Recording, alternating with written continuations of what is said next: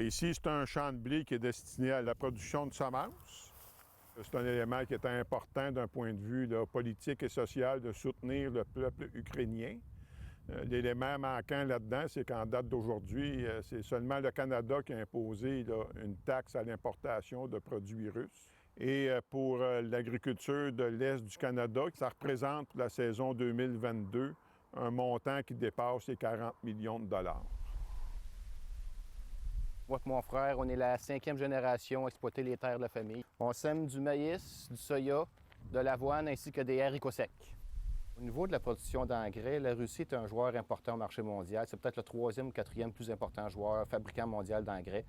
Pour le Québec, l'Est du Canada, c'est tout près de 700 000 tonnes d'engrais par année qui sont importés en provenance de la Russie, ce qui est à peu près 85-90 du volume importé qui provient de la Russie.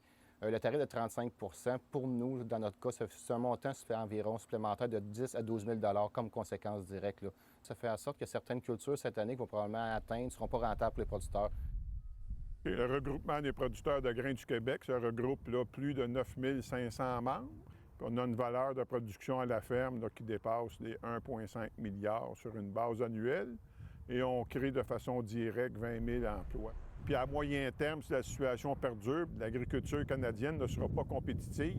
On va avoir des pertes là, de marché là, au profit des autres pays. Quand tu as perdu un client, c'est difficile de le récupérer.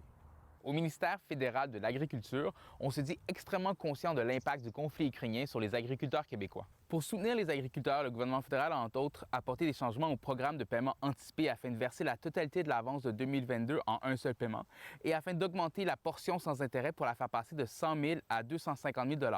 Malheureusement, cette annonce-là, ça ne compense pas l'impact supplémentaire là, des tarifs que les tarifs ont sur notre organisation, sur notre entreprise.